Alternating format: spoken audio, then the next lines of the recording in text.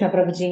హరే కృష్ణ. అందరికీ వెల్కమ్. ఈరోజు మనం శ్రీమద్ భాగవతంలో 11వ స్కందం 9వ అధ్యాయంలో 26వ శ్లోకం నుంచి మనం చూడబోతున్నాము. అవధూత బ్రాహ్మణుడు అవధూత బ్రాహ్మణుడు ఆ, యదురాజుకి తెలియచేస్తున్నటువంటి బోధనలు ఏవైతే ఉన్నాయో అవి మనం చూస్తున్నాము. యాక్చువల్గా ఇది ఉద్ధవుడు అడిగినటువంటి ప్రశ్నలకి సమాధానంగా ఉద్ధవ గీతను బోధిస్తున్నారు శ్రీకృష్ణ భగవానుడు. తను చెప్తున్నటువంటి ఉద్ధవ గీతలో ఈ యొక్క సంభాషణని తీసుకొచ్చారు. యదురాజుకి మరియు అవధూత బ్రాహ్మణుడికి మధ్య జరిగినటువంటి సంభాషణని తీసుకురావడం అనేటువంటిది జరిగింది.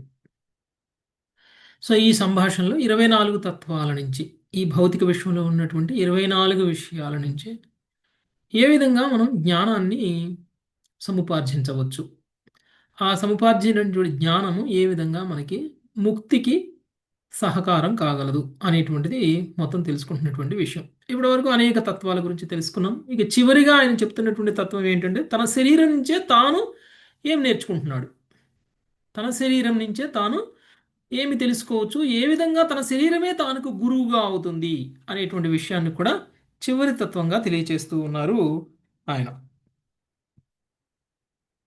సో దానికంటే ముందు ప్రతి జీవుడు కూడా ప్రేమతో, ద్వేషంతో లేదా భయంతో దేహదారి తన బుద్ధితోనూ సంపూర్ణ ధ్యానముతోనూ ఒకానొక రూపముపై మనస్సును స్థిరపరచినచో తాను ధ్యానించడి రూపమునే నిక్కముగా పొందగలడు. ఉమ్, ఆ, మనకి భగవద్గీతలో కూడా శ్రీకృష్ణ భగవానుడు ఉమ్, దీని గురించి చెప్పారు. మనం మరణించే ముందు ఏ భావంలో మరణిస్తామో అదే భావాన్ని మనం తిరిగి పొందుతాము. మరణించి తిరిగి మనం జన్మ తీసుకున్న తర్వాత అదే భావాన్ని తిరిగి పొందుతాం. ఏం శ్లోకం గుర్తుందండి? ఎం ఎం వాపి అంత్యకాలైతే మామేవ స్మరముత్వా కలేవరం ఎం ఎం వాపి భావేన స్మరణముక్త పరంభావం కురంతే కళేవరం. కలేవరం ఎస్. తంతుమే వైతి కౌంటది. సో అదే శ్లోకానికి సంబంధించినటువంటి తత్వం ఇది. ఓకే, అక్కడ మనం తత్వం నేర్చుకున్నాము, ఇక్కడ ప్రాక్టికల్ ఇంప్లిమెంటేషన్ నేర్చుకుంటున్నాము. సో ఒక భ్రమరమట ఒక దుర్బలమైనటువంటి కీటకాన్ని బలవంతంగా బంధించి తన గూటిలో పెట్టేసుకుంటే ఆ కీటకం ఆ భ్రమరం మీద ఉన్నటువంటి భయంతో నిరంతరం ఆ భ్రమరాన్ని జపిస్తూ ఉంది, ఆ భ్రమరం గురించే ధ్యానం చేస్తూ ఉంది. ఆ విధంగా ధ్యానం చేస్తూ చేస్తూ చేస్తూ మరణించినటువంటి ఆ కీటకం తిరిగి భ్రమరంలా మారిపోయింది. మరణించిన తరువాత తన అస్తిత్వాన్ని పొందింది. భ్రమరం యొక్క అస్తిత్వాన్ని పొందడము అనేటువంటిది జరిగింది. కాబట్టి ఇలా అనేక, ఒక భ్రమరం నుంచి, ఒక కీటకం నుంచి ఏం నేర్చుకోవచ్చో కూడా మనకి తెలియచేసేసారు. అంటే మనకి అంత్య సమయంలో మనకు ఉండాల్సినటువంటి భావం గురించి తెలుసుకున్నాము. ఇది మన చేతనంలో రావాల్సినటువంటి మార్పు. ఎప్పుడైతే మన చేతనంలో ఈ భౌతిక ఆలోచనల నుంచి బయటపడి ఆధ్యాత్మికంగా నెలకొంటామో అప్పుడు మనము ఆధ్యాత్మికంగా మారుతాం. లేదు అంటే మళ్ళీ తిరిగి భౌతిక శరీరాన్ని మనం పొందుతాం. ఇక ఈ భౌతిక దేహము అనేటువంటిది ఏం బోధిస్తుంది నాకు అనేటువంటి విషయాన్ని చెప్తున్నారు. భౌతిక దేహం నుంచి కూడా మనం ఏం నేర్చుకోవచ్చు అనేటువంటి విషయాన్ని ఇక్కడ చెప్తున్నారు. భౌతిక దేహం నాకు వైరాగ్యాన్ని బోధించును కనుక ఇది కూడా నాకు గురువే. ఉత్పత్తి వినాశనములకు లోనగునదై ఇది సర్వదా క్లేశమయ అంతమనే కలిగియుండును. ఆ విధంగా జ్ఞాన సముపార్జనకై దేహమును ఉపయోగించుచున్నప్పటికీ ఇది చివరకు ఇతరములచే భుజింపబడునని ఎల్లప్పుడూ స్మరించుచు అసంగుడనై ధరణి యందు సంచరించుచున్నాను. ఈ శరీరము పుట్టింది మరణించటానికే. ఇది పుడుతుంది, మళ్ళీ మరణిస్తుంది. అంతం అనేటువంటిది ఎప్పుడైనా సరే చాలా కష్టకరంగానే ఉంటుంది. అంటే ఇది అశాశ్వతమైనటువంటి శరీరము అని తెలుసుకున్నటువంటి మనము ఇది మరణించాల్సిందే అనేటువంటి విషయం తెలుసుకుంటే అప్పుడు ఈ శరీరం పట్ల మనకి వైరాగ్యం అనేటువంటిది వస్తుంది. ఈ శరీరానికి సంబంధించినటువంటి విషయాల పట్ల కూడా వైరాగ్యం వస్తుంది.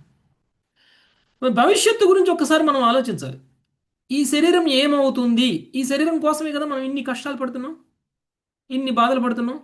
ఈ శరీరం కోసమే కదా ఇంత మోసాలు చేసినా, లేకపోతే ఆ, ఏది చేసినా, ఉద్యోగం చేసినా, వ్యాపారం చేసినా, లేకపోతే మోసం చేసినా, ఎవరినైనా చంపినా హత్యలు చేసినా ఎందుకు చేస్తున్నాం అంటే ఈ శరీరానికి సంబంధించిన సంబంధాలకి మనకి ఆనందాన్ని పొందడం కోసం చేస్తున్నాం ఇలాంటివన్నీ. కానీ ఒక్కసారి భవిష్యత్తులో ఈ శరీరం ఏమైపోబోతుంది అనేటువంటిది కనుక మనం ఆలోచించినట్లయితే ఈ శరీరం ఇంకొక జీవికి ఆహారంగా మారబోతుంది. ఈ శరీరం ఇంకొక జీవికి ఆహారంగా మారబోతుంది. క్రిమికీటకాలు తినబోతున్నాయి మన శరీరాలను. అలాంటి శరీరం గురించి మనకి ముందుగానే ఒక జ్ఞానం అనేది ఉంటే ఆ శరీరం కూడా మనకు నేర్పుతుంది వైరాగ్యము అనేటువంటి దాన్ని. అందుకనే వైరాగ్యాన్ని ఈ శరీరం చూసి నేర్చుకొని నేను అసంగుడన ఈ శరీరం పట్ల ఈ ధరణి మొత్తం కూడా సంచరిస్తున్నాను అని చెప్తున్నారు. నెక్స్ట్ 26వ శ్లోకం లావణ్యమతజీ. జాయాత్మజార్ధా పశుభృత్య గృహాత్తవర్గాన్ ధ్యాయాత్మజార్దా పశుభృత్య గృహాప్తవర్గాన్ పృష్ణాతి యత్రియా చికీర్షయా వితన్వన్ ఉష్ణాతి యత్ప్రియా చికీర్షయా వితన్వన్ స్వాంతే సకృచ్ఛమవరుద్ధధనః సదేహః స్వాంతే సకృచ్ఛమవరుద్ధధనః సదేహః సృష్ట్వాస్య బీజమవసీధతి వృక్షధర్మః. సృష్టా స్వబీజమవసీదతి వృక్షధర్మః. దేహాసక్తుడైన పురుషుడు అతి కష్టంతో ధనమును కూడబెట్టి భార్య, సంతానము, ఆస్తులు, పశువులు, పరిచారకులు, ఇల్లు, బంధువులు, మిత్రులు మున్నగు వాటిని విస్తరించి కాపాడుచుండును. దీనిని అంతటినీ అతడు కేవలము తన దేహతృప్తి కొరకే వనరించును. మరణించుటకు ముందే వృక్షము భావి వృక్షమునకై విత్తనం తయారు చేసినట్లు మరణించు దేహము తదుపరి దేహం యొక్క బీజమును కర్మరూపంలో ప్రకటించును. ఈ విధంగా సంసారము కొనసాగునట్లుగా నిశ్చయించినదై దేహము క్షీణించి మరణించును. భాష్యము. ఇంతవరకు పేర్కొనబడిన గురువులందరిలోనూ భౌతిక దేహము నిక్కముగా సర్వోత్తమమైనది. ఏలయన అది మనుషుడు భగవద్భక్తిలో నెలకొన్నట్లుగా వైరాగ్యమును చక్కని బుద్ధిని ఒసుగుచున్నది. కనుక దేహము తాత్కాలికమే అయినప్పటికీ మనము దానిని గొప్ప అనురక్తితో సేవించవలెను. లేనిచో దాని పట్ల కృతజ్ఞత అపరాధము చేసినట్లుగును. దేహంలో ఇన్ని అద్భుతమైన గుణములు ఉన్నప్పుడు దాని పట్ల విరక్తి ఎందుకు ఉపదేశించబడుచున్నది అని ఎవరైనా వాదించవచ్చును. దీనికి ఈ శ్లోకంలోనే సమాధానము వసకబడింది. ఉపకారి అయిన గురువు వలె దేహము జ్ఞాన వైరాగ్యములను వసగదు. పైగా అదంతటి కష్టమును దుఃఖమును కలుగజేయనగా వివేకవంతుడకు వ్యక్తి భౌతిక జీవనం యొక్క వ్యర్థతను సులభంగా ఎరగగలడు. ఒక చెట్టు ఇంకొక వృక్షమునికై బీజమును నసుగి పిదప మరణించినట్లు దేహం యొక్క కామేచ్ఛ బద్ధజీవుడు కర్మ శృంఖములను తయారు చేసుకొనున్నట్లు చేయును. ఈ ప్రకారము సంసారమందు అనంత దుఃఖమునకు చక్కని బాటను ఏర్పరిచినదే చివరకు దేహము రాలి మరణించును. శ్రీల భక్తి సిద్ధాంత సరస్వతి ఠాకూర్ల అభిప్రాయం అనుసరించి దేహ అను పదము స్థూల దేహము, సూక్ష్మ మనోదేహము రెండింటినీ సూచించగలదు. దేహమునకు ఆత్మకు భేదము నెరగని వారు దేహము ఆత్మ సమానమనియు దేహపరమగు భోగమునందే పరిపూర్ణ సుఖమును లభించగలదనియు మిథ్యగా తలుచుచుందురు. కానీ తాత్కాలిక దేహమే సర్వప్రధానమైనదని మూర్ఖముగా తలిచెడి వారను నిత్యాత్మ యొక్క సర్వోత్కృష్టతను తెలివిగా ఎరగడి ఆత్మదర్శులతో ఎంత మాత్రము పోల్చజాలము. హరే కృష్ణ ప్రభుజీ, ధన్యవాదాలు. లౌకికంగా ఉన్నటువంటి వ్యక్తి గురించి మాట్లాడుతున్నారు. లౌకికంగా ఉన్నటువంటి వ్యక్తి ఏం చేస్తారు అనంటే తను ఎంతో కష్టపడి ధనాన్ని కూడబెట్టి తన భార్యని, సంతానాన్ని, ఆస్తులని, పశువులని, పరిచారకుల్ని, ఇళ్ళని, బంధుమిత్రుల్ని మున్నగన్నటి వాటన్నిటిని కూడా విస్తరిస్తూ కాపాడుతూ ఉంటాడు నిరంతరం. ఇవన్నీ కూడా కేవలం దేహ సంతృప్తి కోసం మాత్రమే చేస్తూ ఉంటాడు. ఏ విధంగా అయితే వృక్షం మరణించక ముందే ఇంకొక బీజాన్ని ఎలా అయితే తయారు చేస్తుందో ఆ విధంగా మనం మరణించక ముందే మళ్ళీ జన్మ తీసుకోవడానికి అవసరమైనటువంటి కర్మలని మనం చేస్తూ ఉన్నాం. ఈ జీవితకాలం మొత్తంలో మనం సుఖంగా ఉండడం కోసం మనం చేసినటువంటి ప్రతి కర్మ కూడా మన భవిష్యత్తు జన్మలకి బీజం లాంటిది. బీజం లాంటిది అంటే ఏం శరీరం తీసుకోవాలి, ఎక్కడ పుట్టాలి, మళ్ళీ పుట్టిన తర్వాత మనం ఎలాంటి సుఖాలని ఎలాంటి కష్టాలని అనుభవించాలి, అది మనిషి శరీరమా, జంతు శరీరమా, వృక్ష శరీరమా, ఇంకేదైనా క్రిమికీటకాల శరీరమా లేకపోతే ఇంకేదైనా జంతువు శరీరమా అనేటువంటిది మనం ఈ జన్మలో మనం సుఖంగా ఉండడం కోసం చేస్తున్నటువంటి కర్మలు నిర్దేశిస్తున్నాయి. ఈ విధంగా బీజ రూపంలో ఉన్నటువంటి కర్మ మనకి సంసార జీవితంలోనే నిరంతరము ఉండిపోయేలా చేస్తుంది. ఇది దేహాత్మ భావంలో ఉన్నటువంటి వ్యక్తి చేసేటువంటి పని. ఆత్మ గురించి పూర్తిగా విస్మరించి కేవలం శరీరం గురించి మాత్రమే కర్మలు చేసేటువంటి వ్యక్తి. మొన్న ఆదివారం మనకి మా సెంటర్లో క్లాస్ జరిగింది. ఆ క్లాస్లో ఆయన ఇంగ్లీష్లో చెప్పారు. బహుశా మీరు వింటే విని ఉండొచ్చు. ఆయన కైలాష్ గురించి చెప్పారు. తెలుసా అండి కైలాష్ స్టోరీ మీకు? ఎస్ ప్రభు, తెలుసు ప్రభు. కైలాష్ అసలు ఎస్ ప్రభు, చెప్పారు ఎన్ని ప్రభు. జన్మలు తీసుకుంటాడో నారద ఎన్ని మహర్షి జన్మలు చెప్తూనే ఉన్నా తీసుకుంటాడు. కూడా శ్రీనివాస పూజ ఎస్. సో కైలాష్ నారద ముని వచ్చి, అయ్యా నేను పుట్టినప్పుడే 5 ఏళ్ల వయసు ఉన్నప్పుడే 5 ఏళ్ల వయసు ఉన్నప్పుడు ఈ దేహం యొక్క ముఖ్య ఉద్దేశం ముక్తిని సాధించటం. నేను నీకు అది కలిగజేస్తాను, నాతో పాటు వస్తావా అని అంటే, అయ్యో ఇప్పుడే కదా పుట్టింది, ఇంకా నేను సుఖపడాలి, ఇంకా నేను చాలా చేయాలి, ఓ 20 సంవత్సరాల తర్వాత రా, అప్పుడు చూద్దాం, అప్పుడు తీసుకెళ్ళిపోదు కానీ నువ్వు నన్ను అని అంటే, 20 సంవత్సరాల తర్వాత వస్తానని చెప్పేసి నారదుడు మళ్ళీ వెళ్ళిపోయి మళ్ళీ 20 సంవత్సరాల తర్వాత వస్తా అంటే కైలాష్కి 25 ఏళ్ళు ఉన్నప్పుడు వచ్చాడనమాట. కైలాషేనా? ఎస్ ప్రభు, కరెక్టే, కైలాషే ప్రభు. ఉమ్. ప్రకాశ కైలాష్ ప్రభు. కైలాష్ మీకు బాగా గుర్తున్నట్టున్నాడు కైలాష్. ఫ్రెండా? వింటూ ఉంటాం మార్నింగ్ ఎస్ ప్రభు, చెప్తా ఉంటారు కదా. చెప్తూ ఉంటారు ప్రభుజీ. అందులో పెద్ద గుణపాఠంగా ప్రభుజీ ఆయన స్టోరీ. అమ్మో అసలుకి 25 ఏళ్ల వయసు అప్పుడు మళ్ళీ నారదుడు వస్తే, అయ్యో ఇప్పుడేంటా ఇప్పుడే వచ్చావు, నేను చాలా యవ్వనంలో ఉన్నాను, నా ఇంద్రియాలన్నీ చాలా బలంగా ఉన్నాయి, చాలా కోరికలు ఉన్నాయి, నాకు ఇవన్నీ తీర్చుకోవాలి, నువ్వు ఇప్పుడు వచ్చేవేంటి, కాస్త కోరికలు తీరిన తర్వాత రా, ఇంకో 20 ఏళ్ళు ఆగిరా అంటాడు. కొంచెం పెళ్లి చేసుకుంటా, పిల్లల్ని అంట, కొంచెం సుఖపడతా అని అంటాడు. ఈసారన్నా గ్యారంటీకి వస్తావా అని పాపం నారదుడు ఆశ పెట్టుకొని, సరే ఈసారి వస్తా, తీసుకెళ్తా అని వెళ్ళిపోతాడు. మళ్ళీ 20 ఏళ్ళు అయిన తర్వాత వస్తాడు. ఇప్పుడే కదా నా పిల్లగాళ్ళు పెద్దోళ్ళు అయ్యారు, వాళ్ళని స్థిరపరచాలి కదా, వాళ్ళకి ఏదైనా ఉద్యోగాలు ఇప్పియాలి, ఏదైనా చేయాలి, ఇప్పటికిప్పుడు నేను వచ్చేస్తే నేను సంపాదించిందంతా ఏమైపోద్ది, నా పిల్లలు ఇంకా ప్రయోజకులు కాలేదు, వాళ్ళు ప్రయోజకులై వాళ్ళ చేతిలో పెట్టిన తర్వాత వస్తా, నేను ఇంకో 10 ఏళ్ళు ఆగిరా అంటాడు.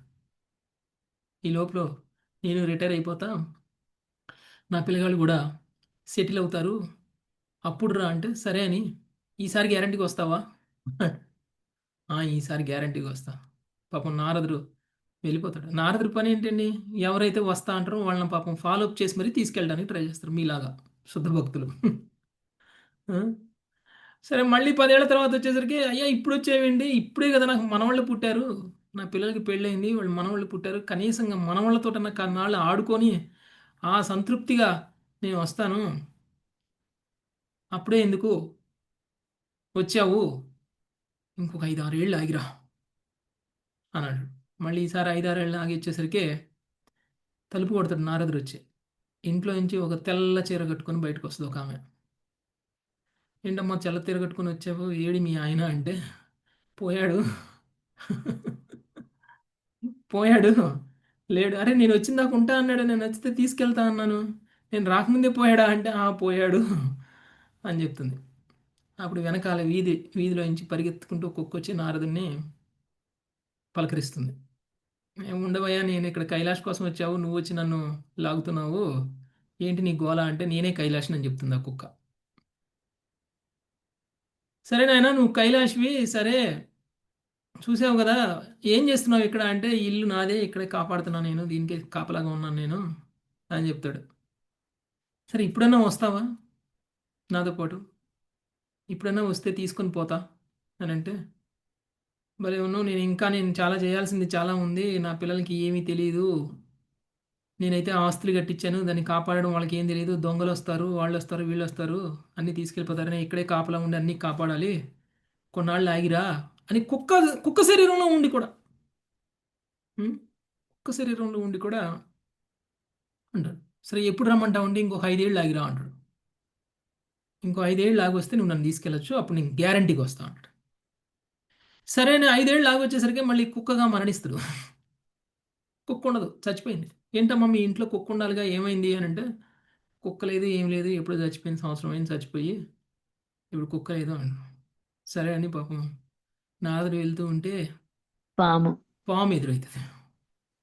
అదేంటి అంటే, నేను పాము రూపంలో ఉన్నాను ఇప్పుడు, ఏం చేస్తున్నావు ఇక్కడ అంటే, కాపాడుతున్నాను ఇంకా నా ఆస్తుల్ని ఇక్కడ. సరే అని చెప్పేసి ఇంట్లోకి పోయి వాళ్ళ కొడుక్కి, అయ్యా మీ ఇంట్లో పాముని దొడ్లో చూసుకోపోండి అని అంటే, ఆ కొడుకులే బయటకు వచ్చి ఆ పాముని చంపేస్తారు. ఓకే, ఏ కొడుకుల్ని కాపాడాలని, ఏ కొడుకులకి ఇచ్చిన ఆస్తుల్ని కాపాడాలి అని ఇన్ని జన్మలు తీసుకున్నాడో ఆ కొడుకులే చంపేస్తారు మళ్ళీ.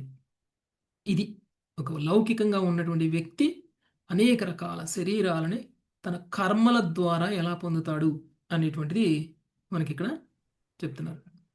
హరే కృష్ణ ప్రభుజీ. ఇక్కడ పూర్వజన్మలకి గుర్తుంటాయి కదా ప్రభుజీ, కైలాష్ కంటే ఆయన కొంచెం మంచి అంటే పుణ్యం చేసి ఎట్లా అనుకో ఎలా గుర్తుందేమో ఆయనకి, గుర్తుంది కాబట్టి మళ్ళీ మళ్ళీ వస్తున్నాడు అక్కడికే. గుర్తున్నా గుర్తు లేకపోయినా మళ్ళీ మనం వస్తాం కోరికలు ఉండడం వల్ల. 3 జన్మల్లో అదే ప్రభుజీ. ఓకే, అక్కడ నారదుడు ఆయనకంటే గుర్తు నేను చేశారో ఆయనకి తెలిసిండొచ్చు కాదు, కదా. ఆయన నారదుడి సాంగత్యం దొరికింది కాబట్టి ఆయనకు గుర్తుంది.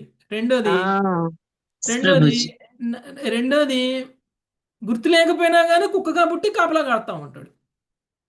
ఒకవేళ నిజంగా జ్ఞానవంతుడైతే, అయ్యో ఆ జన్మలో నువ్వు నాకు అన్ని అవకాశాలు ఇచ్చావు, నేను అవకాశాన్ని ఉపయోగించుకోలేదు, సరే ఇప్పుడు కుక్కలా ఉన్నాను, ఇప్పుడైనా ఇస్తున్నావు. యాక్చువల్గా అయితే కుక్క శరీరం నుంచి ముక్తి రావడం కష్టం, అయినా సరే నారదుడి కృప వల్ల కుక్క శరీరం నుంచి కూడా ముక్తిస్తారా అంటాడు, పాము శరీరం నుంచి కూడా ముక్తిస్తారా అన్నాడు, అయినా రాలేదు. మరి అలాంటి వాడికి ఏం జరుగుతుంది అంటే, మళ్ళీ చస్తాడు, మళ్ళీ ఎలుకలా పుడతాడు, లేకపోతే పంది కుక్కలా పుడతాడు, లేకపోతే ఒక పిల్లిలా పుడతాడు, ఏదో ఒక జంతువులా పుడతాడు. అంతే తప్ప ఒక విశుద్ధ భక్తుడి యొక్క సాంగత్యాన్ని మనం ఉపయోగించుకోనటువంటి వ్యక్తి కైలాష్ లాంటి వాడు. ఓకే, జంతువులతో సమానంగా మారిపోతాం అనమాట. ఇది సో మన కర్మము బీజ రూపంలో ఉండి మన భవిష్యత్తు జన్మల్ని నిర్ణయిస్తూ ఈ విధంగా పుడతాము చస్తాము, పుడతాము చస్తూ ఉంటాం. ఓకే, నెక్స్ట్ 27వ శ్లోకం ప్రమిళ మాతాజీ. జిహ్వైకతో ముమపకర్షతి కర్హితర్హాం జిహ్వైకతో మమపకర్షతి కర్హితర్ష శిష్ణోన్యతస్త్వగోధరం శ్రవణం కుతశ్చిత్. శిష్ణోన్యతశ్చగోదరం శ్రవణం కుతశ్చిత్. ఘ్రాణోన్యతశ్చ ఫలధృక్వచ కర్మశక్తి. ఘ్రాణోన్యతశ్చ ఫలదృక్వచ కర్మశక్తి.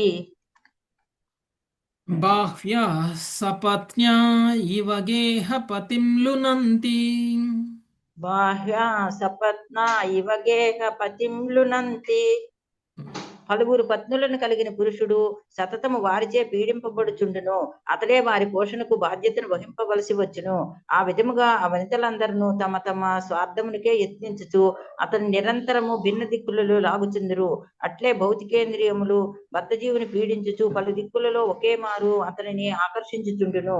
ఒకవైపు నాలుక రుచికరమైన ఆహారమును ఏర్పాటు చేయుటకు అతనిని లాగుచుండును, పిదప దప్పిక చక్కని పానీయమును పొందుటకై అతనిని లాగును.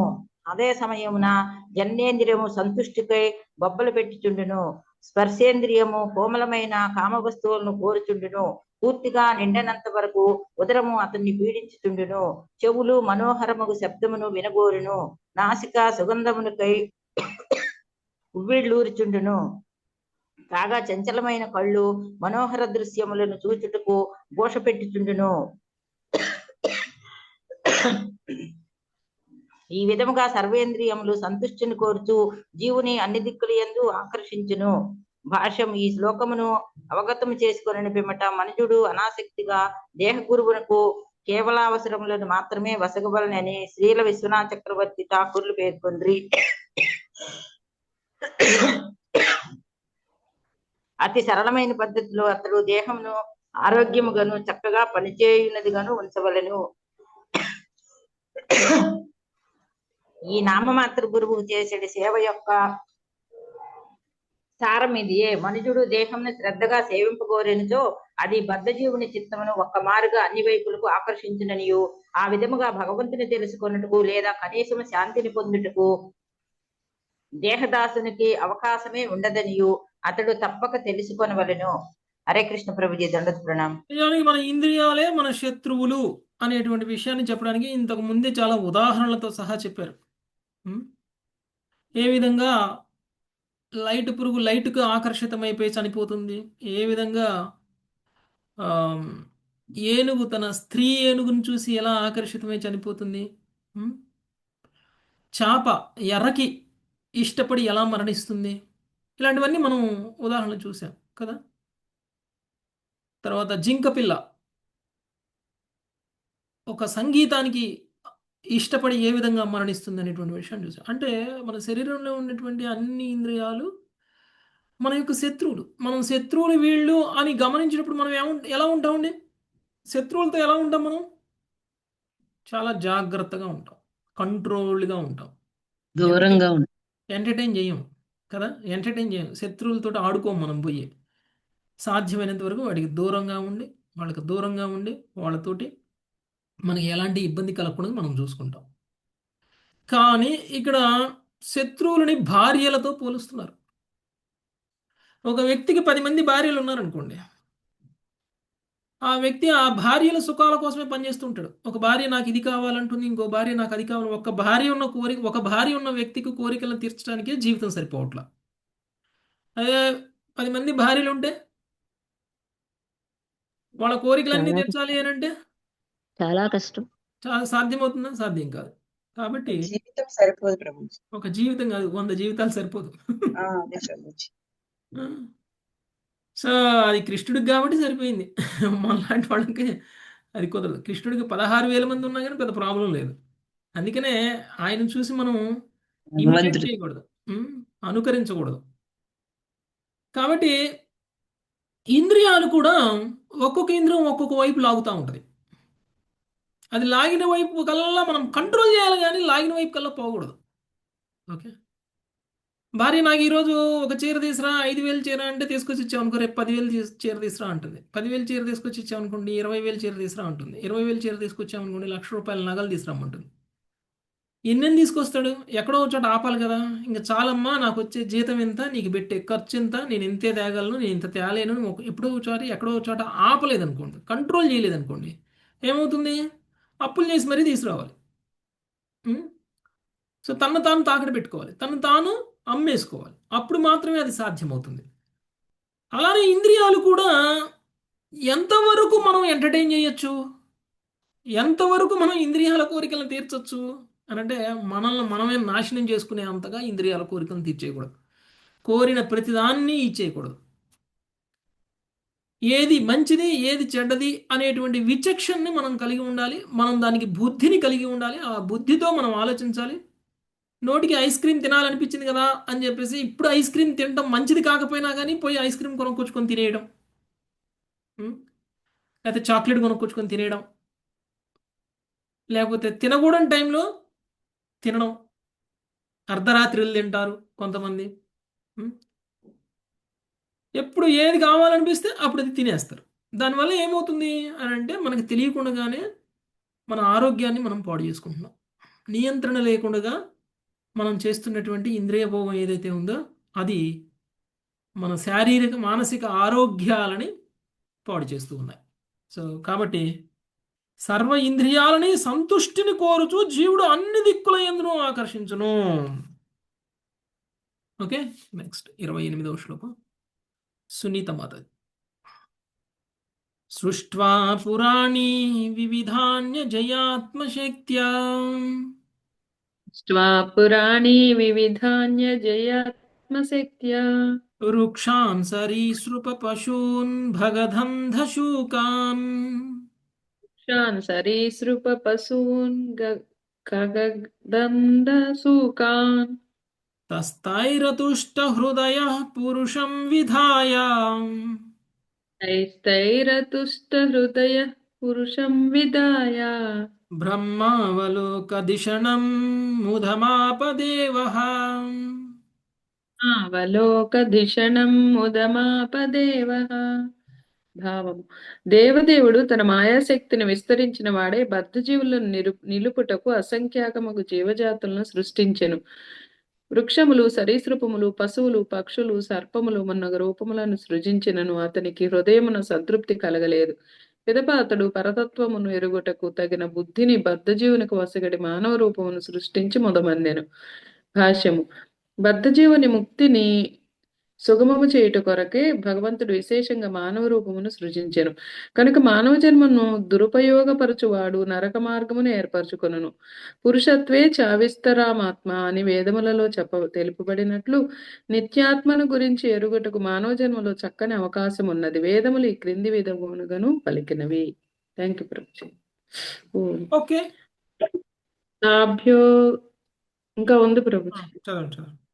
తాభ్యో గామానయంతా బ్రువన్నవై నోయం మలమితి తాభ్యో స్వమానయత్తా బ్రువన్నవై నోయం మలమితి తాభ్యః పురుషం ఆనయత్తా బ్రువన్ సుకృతం బత. ఈ శృతి మంత్రం యొక్క అర్థమేమనగా గోవు, అశ్వము వంటి నిమ్న జీవజాతులు సృష్టి ప్రయోజనమును నెరవేర్చుటకు నిజముగా తగినవి కావు. కానీ జీవునకు భగవంతునితో గల నిత్య సంబంధమును ఎరుగుటకు మానవ జన్మము చక్కని అవకాశమును ఒసగగలదు. ఈ విధంగా మనుజుడు ఇంద్రియములను నిగ్రహించి మానవ జీవితం యొక్క నిజమైన ప్రయోజనమును నెరవేర్చవలెను. అతడు కృష్ణ భక్తి భావనను చేపట్టినచో భగవానుడు స్వయంగా ప్రసన్నుడై క్రమముగా తనను ఆ భక్తునికి వెల్లడి కావించుకొనును. భగవంతుని సృష్టిలో జీవులు, నిర్జీవ పదార్థము రెండును ఉన్నవి. అల్పబుద్ధులే నిర్జీవ పదార్థమును భోగింప యత్నింతురు. కానీ ఆధ్యాత్మిక స్వభావం ఎరుగక గ్రుడ్డిగా ఇంద్రియ భోగమునకే యత్నించడు జీవుల పట్ల భగవంతుడు సంతుష్టుడు కాలేడు. కృష్ణుని అతని దివ్యధామములోని ఆనందమయ స్థితిని మరచినందుననే మనము దుఃఖభాగులమై ఉన్నాము. భగవంతునే మనం రక్షకునిగాను ఆశ్రయమునిగాను అంగీకరించి అతని ఆదేశమును నెరవేర్చినచో అంశలుగా మన నిత్యానంద స్వభావమును సులభంగా జాగృతం చేసుకొనగలము. ఈ ప్రయోజనమునకే భగవానుడు మానవులను సృష్టించెను. Thank you Prabhuji. సో భగవంతుడు మాయాశక్తిని విస్తరింపజేసి బద్ధజీవుల్ని, అసంఖ్యాకమైనటువంటి జీవజాతులని సృష్టించారు. అయినా సరే భగవంతుడు సంతృప్తి చెందలేదు. ఎందుకు? ఈ అసంఖ్యాకమైనటువంటి జీవజాతులు ఆత్మజ్ఞానాన్ని పొందే స్థాయిలో లేవు కాబట్టి వాళ్ళ చేతనం. భగవంతుడికి సంబంధించిన పరతత్వ జ్ఞానాన్ని పొందగలిగినటువంటి బుద్ధి వాటికి లేదు కాబట్టి భగవంతుడు సంతృప్తి చెందలేదు. అందుకనే తరువాత మానవ జాతిని సృష్టించడం అనేటువంటిది జరిగింది. మానవ జాతిని సృష్టించిన తర్వాత భగవంతుడు సంతృప్తి చెందారు. ఎందుకు అంటే మానవ జాతి మాత్రమే పరతత్వాన్ని తెలుసుకోగలిగినటువంటి బుద్ధిని కలిగి ఉంటుంది. మిగిలిన ఏ జీవజాతులకి లేనటువంటి ఒక బుద్ధి ఒక మానవ జాతికి ఉంది. మనము ఇతర జంతువులకి, ఇతర జీవజాతులకి భిన్నంగా ఉన్నాం కాబట్టి ఆ భిన్నత్వాన్ని మనము ప్రదర్శించాలి. ఆ భిన్నత్వాన్ని ప్రదర్శించకపోతే ఏమవుతుంది? మనకున్న తెలివితేటలు, మనకున్న జ్ఞానము, మనకున్న బుద్ధి వృధా అయిపోతుంది. మనకున్న శరీరం కూడా వృధా అయిపోతుంది. ఏదైతే ఒక జంతువులా చేస్తుందో అదే పని మనం కూడా ఒక మానవ శరీరంలో ఉండి కూడా చేస్తాం. దానివల్ల మానవ శరీరం ఎందుకు మనకి? ఒక జంతువులా బతకడానికి మానవ శరీరం అవసరమా? కామ కోరికలు తీర్చుకోవడానికి మానవ శరీరం అవసరమా? జంతువుగానే పుట్టచ్చు. జంతువుగా పుడితే ఇంకా ఎక్కువ ఉంటుంది కామ కోరిక మనుషుల కంటే. కాబట్టి ఇలాంటి కోరికలు తీర్చుకోవడానికి మానవ శరీరం అవసరం. మానవ శరీరం కావాల్సింది దేనికి అని అంటే బుద్ధిని ఉపయోగించి చైతన్యాన్ని శుద్ధి చేసి మనము భగవంతుడి గురించి తెలుసుకోగలగాలి, పరతత్వం గురించి తెలుసుకోగలగాలి. అది మానవ రూపాన్ని సృష్టించడానికి వెనకాల ఉన్నటువంటి ముఖ్యమైనటువంటి ఉద్దేశం. అది గనక మనం తెలుసుకోకపోతే మనం కూడా జంతువుల స్థాయిలోనే కర్మలు చేస్తాం, ఇంద్రియ భోగాన్ని చేస్తాం. నిజమైనటువంటి ప్రయోజనాన్ని నెరవేర్చకుండానే మనం ఈ శరీరాన్ని వదిలేస్తాం. ఓకే, నెక్స్ట్ 29వ శ్లోకం మంజులత మహర్జీ. హరే కృష్ణ ప్రభుజీ. లబ్ధ్వా సుదుర్లభమిధం బహు సంభవాంతే లబ్ధా సుదుర్లభమిదం బహు సంభవాంతే. మానుష్యమర్ధధమనిత్యమపీహ ధీరః మానుష్యమర్తదమనిత్యమపీహ ధీరః. తూర్ణం యతేతనపతే ధనుమృత్యుయావన్ తూర్ణం యతేతన పదే తను మృత్యుయావన్. నిశ్రేయసాయ విషయ ఖలు సర్వతః స్యాత్.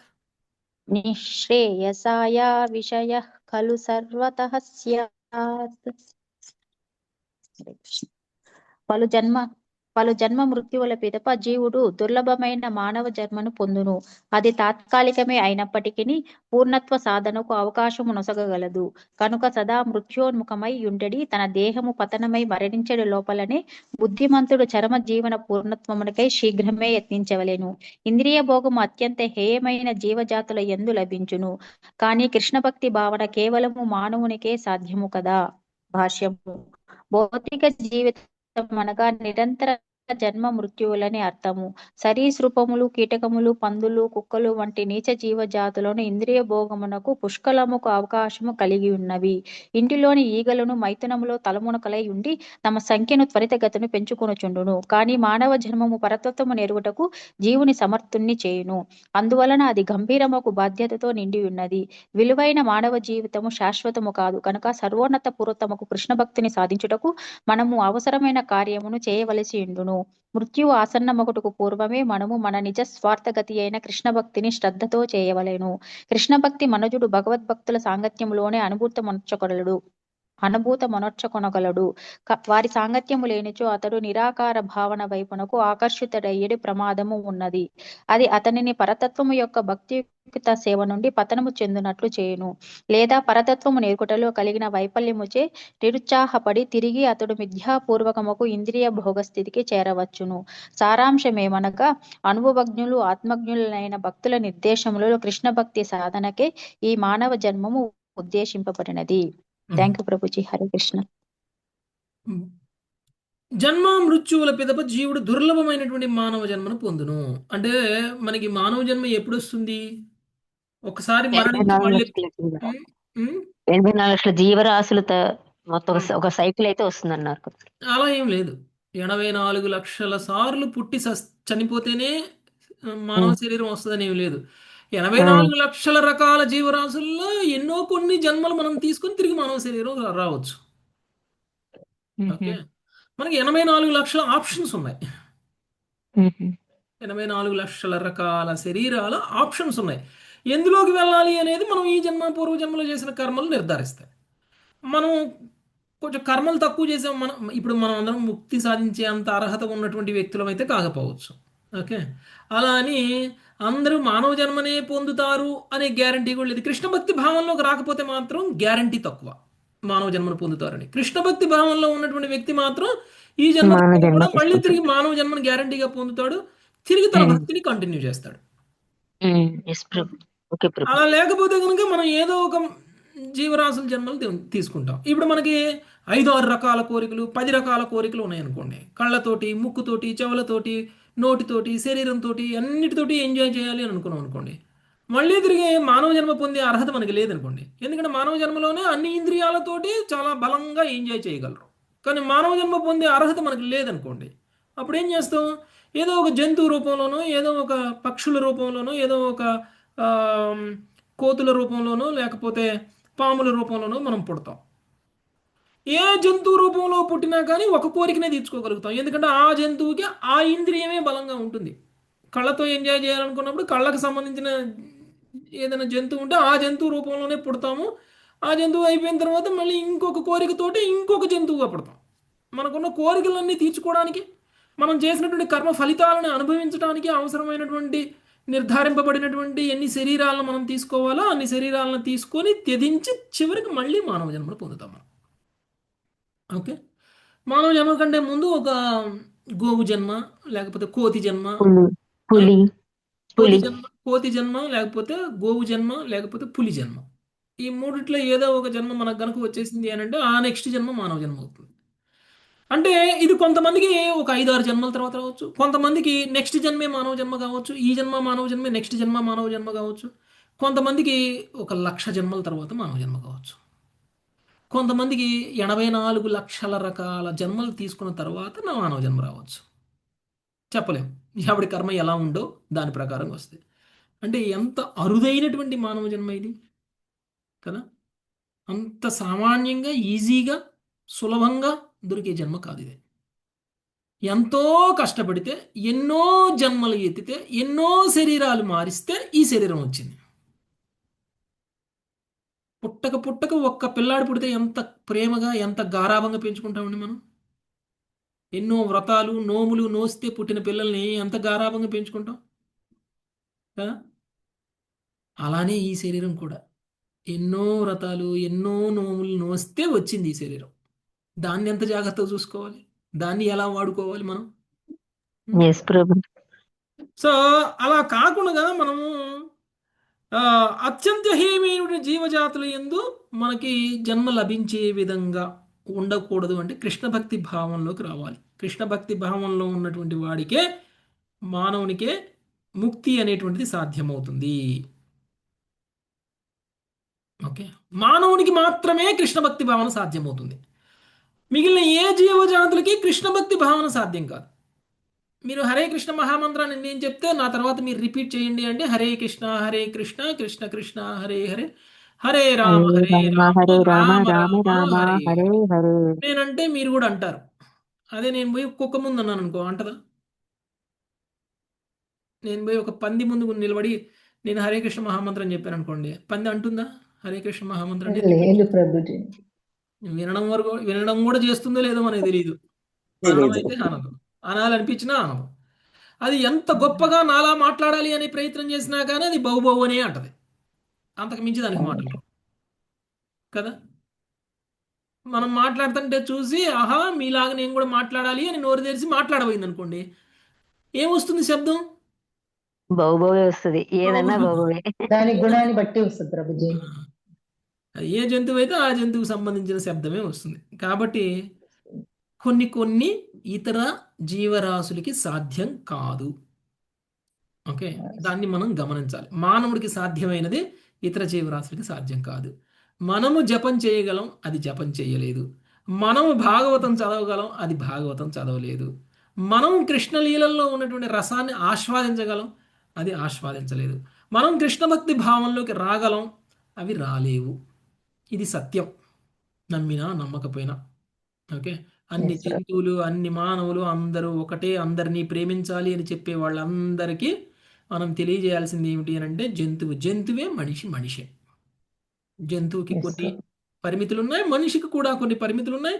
జంతువుకి లేనిది మనిషికి ఏదో ఉంది, ఆ ఉన్నది ఏంటో తెలుసుకొని దాని ప్రకారంగా మనము ఇప్పుడు ఒక తెలివి గలవాడు ఒక తెలివి తక్కువ వాడు ఇద్దరు పక్కన ఉన్నారు, వాళ్ళిద్దరి మధ్యలో ఉన్న తేడా ఏంటి? తెలివి.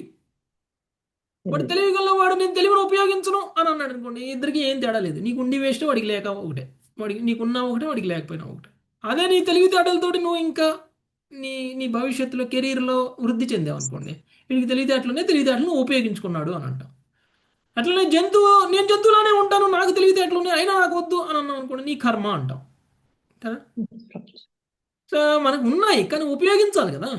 ఉపయోగించడం అంటే ఏమిటి అంటే పరతత్వ జ్ఞానం తెలుసుకోవడం, కృష్ణ భక్తి భావంలోకి రావడం. కృష్ణ భక్తి భావంలోకి రాగలిగిన అంటే పరతత్వం గురించి తెలుసుకోగలిగిన ఒక విచక్షణ అనేటువంటిది కేవలం మనిషి జన్మకు మాత్రమే ఉంది, ఇతర జీవరాశులకి లేదు. నెక్స్ట్ 30వ శ్లోకం రామారావు ప్రభుజీ. ఏవం సంజాత వైరాగ్యో విజ్ఞానాలోక ఆత్మని. ఏవం సంజాత వైరాగ్యో విజ్ఞానాలోక ఆత్మని. విచరామి మహీమేతాం ముక్త సంగోనహం కృతః. విచరామి మహీమేతాం ముక్త సంగోసహంకృత. హరే కృష్ణ. గురువుల నుండి నేర్చి నేను భగవద్ అనుభూతిలో నెలకొని ఉన్నాను. సంపూర్ణ వైరాగ్యము కలిగిన వాడను. విజ్ఞాన ప్రకాశితులను అయి ముక్త సంగునిగా నిరహంకారిగా నేను ధరణి అంతటను సంచరించుతున్నాను. హరే కృష్ణ ప్రభుజీ. ఇప్పుడు వరకు చెప్పినటువంటి వాళ్ళందరూ గురువులు. ఓకే, ఎంతమంది గురువులు ఉన్నారు ఆయనకి అని అంటే, మనం ఎవరిలోంచైనా సరే ఏదైనా నేర్చుకోగలిగితే వాళ్ళు మనకు గురువులే.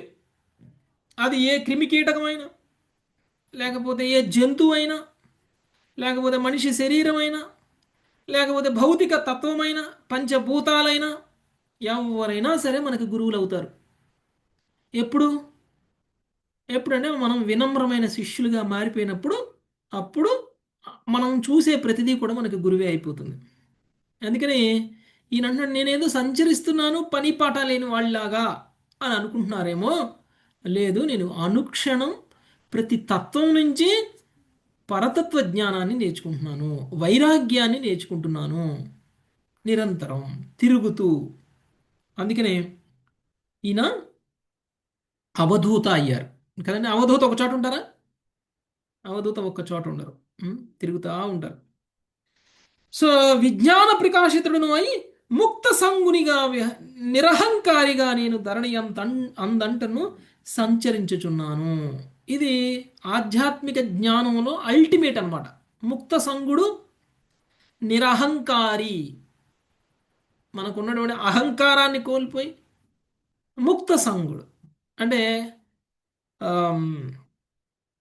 కేవలం అంటే దేనికి అటాచ్మెంట్ లేకుండా ఉండేటువంటి స్థాయి. ఓకే, దేనికి అటాచ్మెంట్ లేకుండా, దేని మీద సంగత్వం లేనటువంటి స్థాయి. సంగత్వం నుంచి ముక్తి వచ్చేసింది అనమాట ఆయనకి. అంటే అటాచ్మెంట్ లేకుండా అయిపోయింది.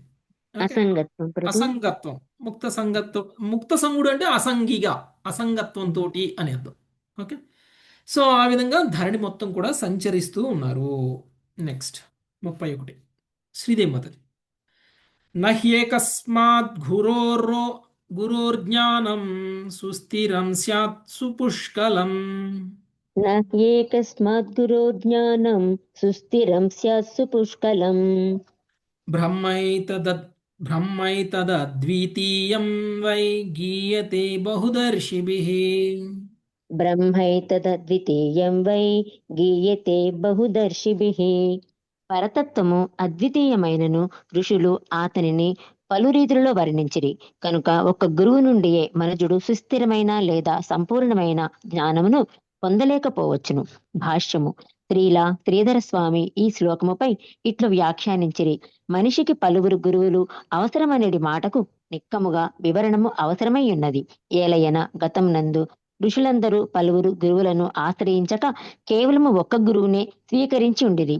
గీయతే బహుదర్శిభిః. పరతత్వము ఋషులచే బహు విధములుగా కీర్తింపబడినది అను పద సముదాయము పరతత్వం యొక్క సాకార నిరాకార అవగాహనలను సూచించును. అనగా కొందరు ఋషులు భగవంతుని యొక్క ఆధ్యాత్మిక వైవిధ్యం లేనట్టి నిరాకార తేజంను వర్ణించగా, మరికొందరు భగవంతుని ప్రకట రూపంను వర్ణింతురు. ఈ విధముగా కేవలము పలువురి నుండి వినినంత మాత్రమున మనుజుడు వాస్తవమునకు అత్యున్నత జీవన పూర్ణత్వమును గురించి ఎరుగజాలుడు. జీవుల యొక్క లౌకిక స్వభావమును పరిహరించుట వరకే గురువుల వైవిధ్యం ఉపయోగపడును. విభిన్న తత్వవేత్తలు ఆత్మ యొక్క ఉనికిని గురించి విశ్వాసమును కలిగిజేయుచుందురు. వారిని అంతవరకు తీసుకొనవచ్చును. కాని తరువాతి శ్లోకంలో స్పష్టపరుపబడినట్లు చరమముగా పరిపూర్ణ జ్ఞానము ఒసగిడి గురువు ఒక్కడే. జీవ గోస్వామి ఈ శ్లోకంపై ఇట్లు వ్యాఖ్యానించిరి. మనుజుడు ఒకే ఒక్క గురువును స్వీకరించవలెను అనుట సామాన్యముగా తెలిసిన విషయము అయినచో సాధారణ రూపములలో గోచరించడి పలు నామమాత్ర గురువుల నుండి అతడు నేర్వవలెనని ఎందులకై చెప్పబడినది? దీనికి వివరణమేమనగా, పూజనీయుడగు గురుదేవుడు సాధారణ వస్తువుల నుండి ఏరి తీసిన ఉపదేశములను ఒసగుచు పలు జ్ఞాన విభాగములందు శిష్యునకు ఉపదేశము కావించుచుండును. అవధూత బ్రాహ్మణుడు ఉపదేశించినట్టు మనుజుని ఆచార్యుని నుండి స్వీకరించిన ఉపదేశములను పటిష్టమనర్చుకొని ప్రకృతి యందలి సాధారణ విషయములను గమనించుట ద్వారా ఆయన ఆదేశ ఉల్లంఘనను తప్పించుకొనవచ్చును. శిష్యుడు గురూపదేశములను యాంత్రికంగా స్వీకరించరాదు. అతడు ఆలోచనాపరుడయుండి తన చుట్టూ ఉన్నట్టు ప్రపంచమును గమనించుచు గురువు నుండి వినిన దానిని బుద్ధిని ఉపయోగించి అనుభూతము అనర్చుకొనవలను. ఈ భావనలో అతడు పలువురు గురువులను స్వీకరింపవచ్చును. కానీ ప్రామాణిక గురువు నుండి స్వీకరించిన జ్ఞానమునకు విరుద్ధముగా బోధించేటి వారిని మాత్రము గురువులుగా స్వీకరించరాదు. అనగా మనుజుడు నాస్తికుడైన కపిలుని వంటి వారి నుండి వినరాదు. శ్రీల విశ్వనాథ చక్రవర్తి ఠాకూర్లు కూడా ఈ శ్లోకముపై ఇట్లు వ్యాఖ్యానించిరి. తస్మాత్ గురుం ప్రపద్యేత జిజ్ఞాసుశ్రేయ ఉత్తమం. కనుక మనుజుడు నిజముగా అత్యున్నత జీవన పూర్ణత్వమును సాధింపకొనుచో తప్పక ప్రామాణిక గురువును దరిచేరవలెను అని శ్రీమద్ భాగవతమునందు చెప్పబడినది. అట్లే ఈ స్కందమునందలి 10వ అధ్యాయంలోని 5వ శ్లోకంలో భగవానుడు మద విజ్ఞం గురుం శాంతముపాసీతమదాత్మకం, నన్ను గురించిన సంపూర్ణ జ్ఞానము కలిగిన వాడు నాకు అభినుడైన ప్రామాణిక గురువును మనుజుడు తప్పక సేవించవలను అని పలికి ఉండెను. ఈ రీతిగా మనుజుడు ఒకే ఒక్క ప్రామాణిక గురువును ఆశ్రయించవలనని సూచించిన పలు శ్లోకంలో వేద వాంగ్మయమునందు ఉన్నవి. పలువురిని కాక కేవలము ఒకే ఒక్క గురువును స్వీకరించిన పలువురు ఋషుల ఉపమానములు కూడా మనకు లభించుచున్నవి.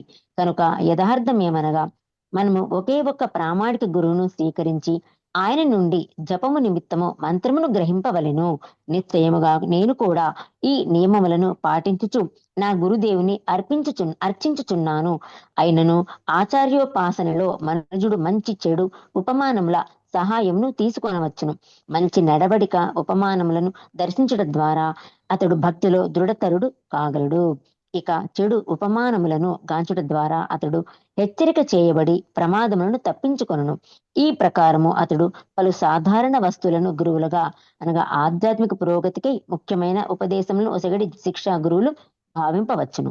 మద బిజ్జం గురుం శాంతముపాసీతమదాత్మకం అని ఈ విధముగా భగవద్వాక్యములలో చెప్పబడినట్లు మనుజుడు భగవద్రూపములను గురించి సంపూర్ణ జ్ఞానము కలిగిన ఒక్క ప్రామాణిక గురుదేవుని దరిచేరి ఆయనను భగవంతునికి అభిన్నముగా మదాత్మకం తలచుచు శ్రద్ధతో అర్చించవలెను. ఈ మాట అవధూత బ్రాహ్మణుని ఉపదేశములో దేవదేవుడు తెలిపిన దానితో ఏమాత్రము విరోధించదు. మనుజుడు ఒక ఆచార్యుని నుండి ఉపదేశమును స్వీకరించి దానిని బుర్రలోనే సిద్ధాంత వాక్యముగా ఉంచి తాళము వేసి పెట్టినచో ఆధ్యాత్మికంగా పురోగమించలేడు. స్థిరమైన సంపూర్ణమైన జ్ఞానమును పెంపొందించుకొనుటకు అతడు ఆచార్యుని ఉపదేశములను సర్వత్రా తప్పక దర్శించవలను. ఈ విధముగా వైష్ణవుడు కృష్ణునికి అభినుడైన ప్రామాణిక ఆచార్యుని అర్చించు పదములో మరింత జ్ఞాన వికాసమును కలిగించడు. దేనినైనను ఎవ్వనికైనను సంపూర్ణాధారమును ఒసగును.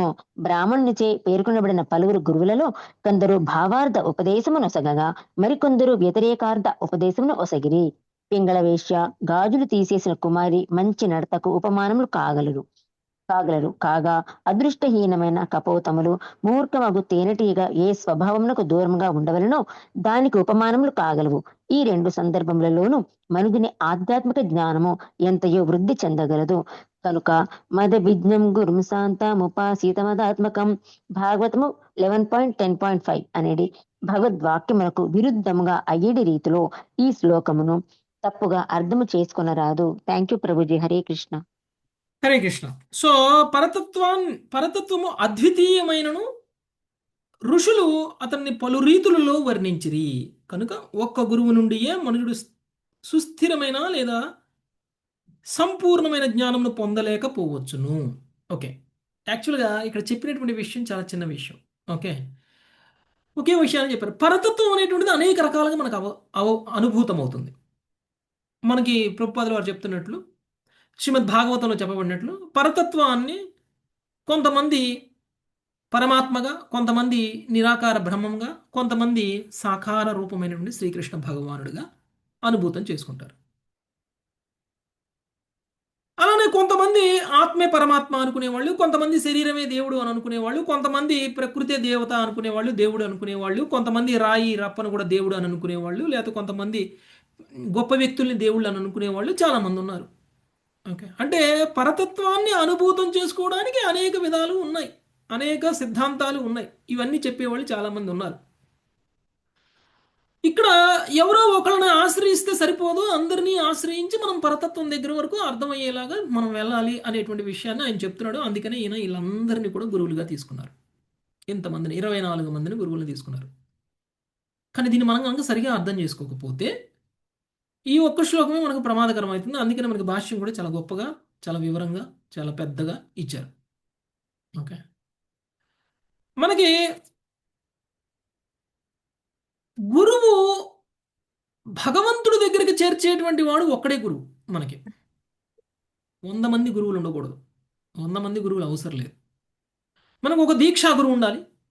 ఆ గురువు చెప్పినటువంటి తత్వాన్ని మనకు అర్థమయ్యేలా లేకపోతే ఉదాహరణలతో చెప్పడానికి పలువురు గురువులు ఉండొచ్చు. కానీ ఆ పలువురు గురువులు కూడా చెప్పేటువంటి ముఖ్యమైనటువంటి మెసేజ్ ఏదైతే ఉందో ఆ మెసేజ్ అంటే సారం, మన దీక్షా గురువు చెప్పేటువంటి విషయం యొక్క సారం ఏదైతే ఉందో ఆ సారమే అయి ఉండాలి తప్ప వేరే వేరే తత్వాలు అయి ఉండకూడదు. ఓకే, ఉదాహరణకి మనం అందరం కూడా డాక్టర్ అవ్వాలనుకున్నాం అనుకోండి. డాక్టర్ అవ్వాలి అని అంటే మనం ఒకే గురువుని పట్టుకుని నేను డాక్టర్ అయిపోవాలంటే సాధ్యమవుతుందా?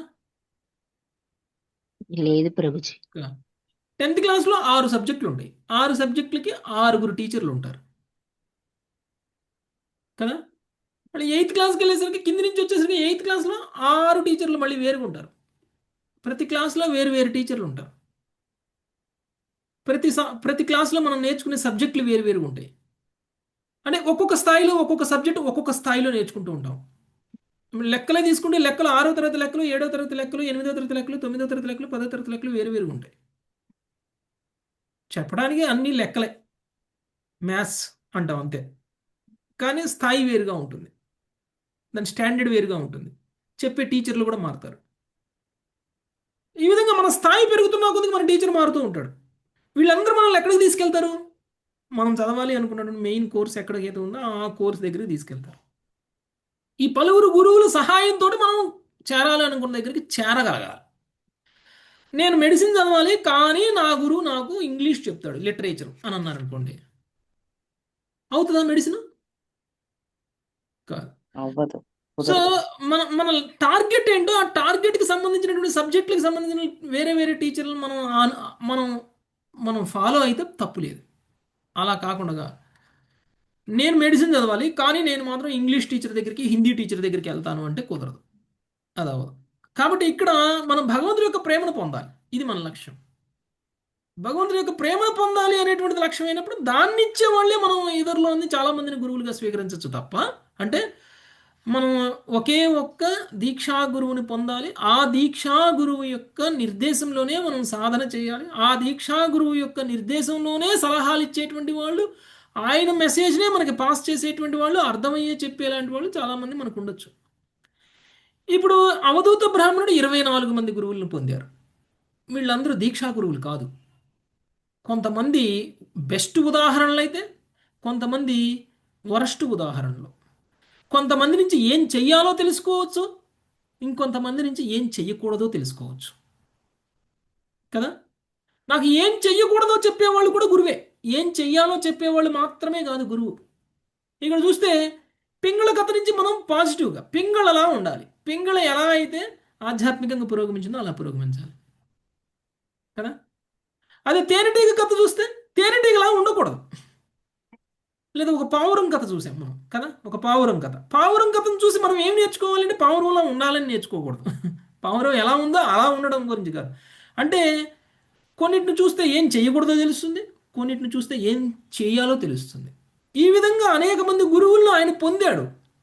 కానీ ఆ అనేక మంది గురువుల నుంచి ఆయన నేర్చుకున్నది ఏమిటి?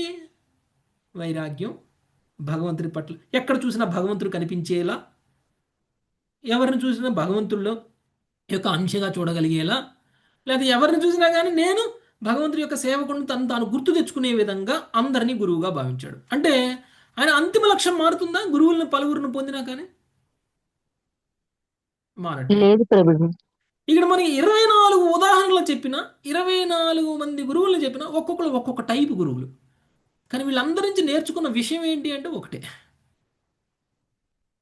అది అలా ఉండాలి. అంటే ఆ విషయాన్ని నేర్పేటువంటి గురువు ఒక్కళ్ళే మనకి బాగా నేర్పగలిగితే అది నేర్చుకోవాలి. అది అలా కాకుండా ఏ నిరాకార బ్రహ్మం గురించి నేర్పుతారా అండి, లేకపోతే ఇంకేదో శక్తి గురించి నేర్పుతారా అండి, లేకపోతే శూన్యవాదం చెప్తారా అండి అనేటువంటి వాళ్ళ దగ్గరికి మనం వెళ్ళిపోయాం అనుకోండి, ప్రమాదంలో పడిపోతాం. అందుకని కృష్ణ భక్తి భావనలో ఉన్నటువంటి వ్యక్తులను మాత్రమే మనం ఆశ్రయించి ఆధ్యాత్మికంగా పురోగమించాలి. లేదు మీరు కృష్ణ భక్తి భావనలో ఉండండి కానీ నేను ఏ గురువుని పొందను కానీ కృష్ణ భక్తి భావనలో కూడా ఉండను అంటాం కూడా ప్రమాదమే. ఎందుకంటే కృష్ణ భక్తి భావనలో లేనటువంటి వ్యక్తి చాలా ఈజీగా నిరాకారానికి అట్రాక్ట్ అయిపోతాడు. ఈరోజు కాకపోతే రేపైనా నిరాకారానికి అట్రాక్ట్ అయిపోవడం అనేటువంటిది చాలా ఈజీ. కృష్ణుడికి అట్రాక్ట్ అవ్వడం కంటే చాలా ఈజీ నిరాకారానికి అట్రాక్ట్ అయిపోవడం. ఎందుకంటే కృష్ణుడు నాలా నీలా ఉంటాడు, ఎలా అట్రాక్ట్ అవుతాం? కృష్ణుడికి 2 కాళ్ళు 2 చేతులు 2 కళ్ళు ఉంటే మనం ఎలా అట్రాక్ట్ అవుతాం? మనలో ఒకళ్ళ చూస్తాం. అది నిరాకారం అయితే ఇదేదో అద్భుతంగా ఉంది, ఇదేదో శక్తి, ఇదేదో మనలా లేదు కాబట్టి మనం దానికి అట్రాక్ట్ అయిపోతాం. అదే అల్టిమేట్ అని అనుకుంటాం. చాలా ఈజీ. నిరాకారానికి అట్రాక్ట్ అయిపోయి సాధన చేయడం అనేటువంటిది నిజానికి పతనం చెందడం, పురోగమించడం కాదు, పతనం చెందడం, జన్మను వృధా చేసుకోవడానికి ఒక మార్గం. నిజానికి చెప్పాలంటే కృష్ణ భక్తి భావంలో కనుక రాకపోతే జన్మ వృధా అయిపోతుంది అనేటువంటి విషయం మనకి ఇక్కడ చెప్తున్నారు.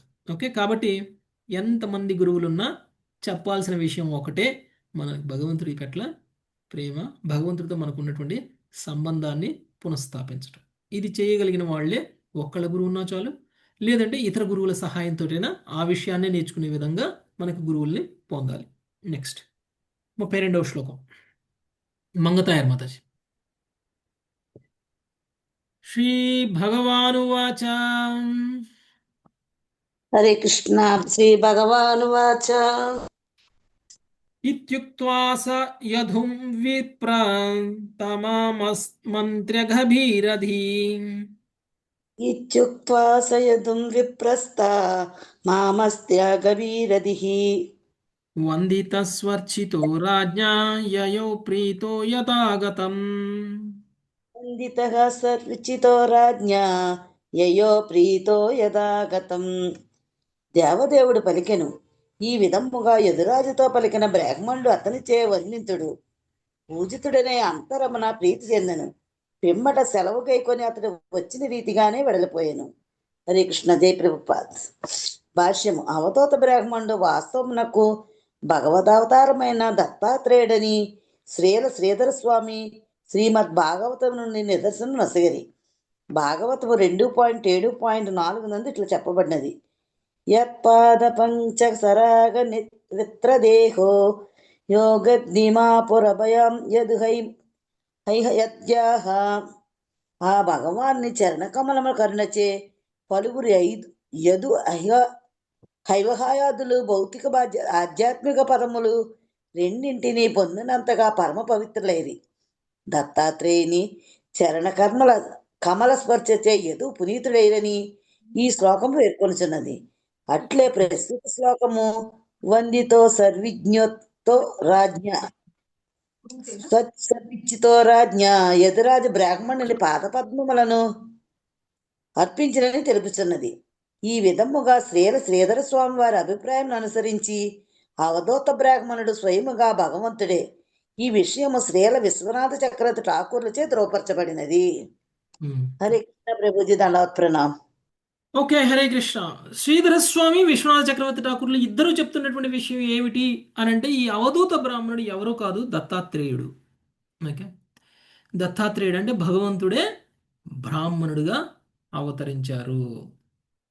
సో ఈ విధంగా భగవంతుడే ఆయనకి ఉపదేశం చేయడం అనేటువంటిది జరిగింది. సో మనం ఎలా నివసించాలి, మనం భౌతికంగా చూస్తున్నటువంటి ప్రతి దాన్ని ఏ విధంగా మనము గురువుగా భావించి వాళ్ళ నుంచి మనం శిక్షణ పొందాలి. చెడ్డవాళ్ళని చూస్తే కూడా మంచిదే మనకి, ఎందుకంటే చెడ్డవాళ్ళని చూసి అలా ఉండకూడదు అని తెలుసుకోవచ్చు కదా.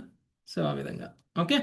సో ఈ విధంగా ఆ అవధూత బ్రాహ్మణుడు ఆ యదురాజుతోటి పూజింపబడి వందనాలను పొంది ఆ తర్వాత అక్కడి నుంచి సెలవు తీసుకుని వెడలిపోయారు.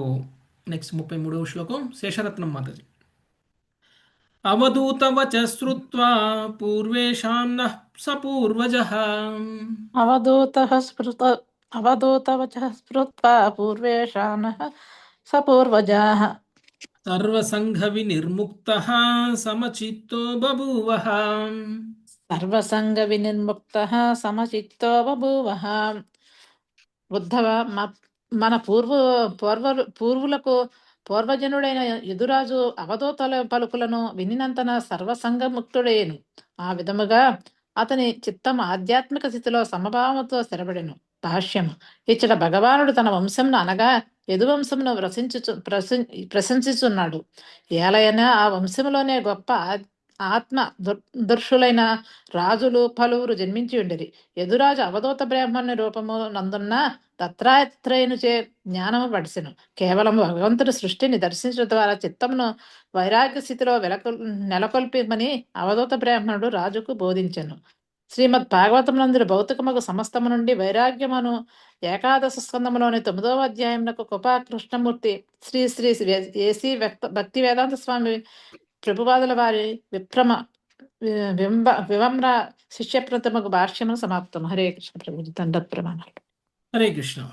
సో కృష్ణుడు మళ్ళీ ఉద్ధవుడితోటి మాట్లాడుతున్నారు. ఇదంతా కూడా ఇప్పటి వరకు కృష్ణుడు ఉద్ధవుడితో మాట్లాడుతున్నటువంటి విషయమే. కాకపోతే సంభాషణ యదురాజుకి అవధూత బ్రాహ్మణుడికి మధ్య జరుగుతున్నటువంటి సంభాషణ. యదురాజు ఎవరు? యదురాజు అంటే కృష్ణుడు పూర్వజుడు. సో కృష్ణుడు పూర్వజుడు ఒక గొప్ప ఆత్మదర్శి అయినటువంటి వాడు, అంటే ముక్తి సాధించగలిగినటువంటి వాడు. అవధూత బ్రాహ్మణుడి ద్వారా విన్నటువంటి బోధనలతోటి ఆయన ముక్తిని సాధించే స్థితిలో సమభావంలో స్థిరంగా ఉండగలిగారు, వైరాగ్యాన్ని తెలుసుకోగలిగారు. వైరాగ్యంతో ఆయన ఆధ్యాత్మిక స్థితిలో ఉన్నారు. ఓకే. సో కాబట్టి దత్తాత్రేయుడి ద్వారా ఆయన జ్ఞానబోధ చేయబడ్డాడు యదురాజు అని చెప్తున్నారు. ఓకే, ఈ అధ్యాయం ఇంతటితో ముగిస్తుంది. ఇక మనము 10వ అధ్యాయము సకామ కర్మ స్వభావము అనేటువంటి మనము రేపటి నుంచి చూద్దాం. మాతాజీ, thank you very much. Hare Krishna. వాంఛాకల్పతరుభ్యశ్చ కృపా సింధు వైష్ణవేభ్యో నమో నమః. హరే కృష్ణ హరే కృష్ణ కృష్ణ కృష్ణ హరే హరే, రామ హరే రామ రామ రామ హరే హరే. హరే కృష్ణ ప్రభుజీ. Thank you Prabhuji.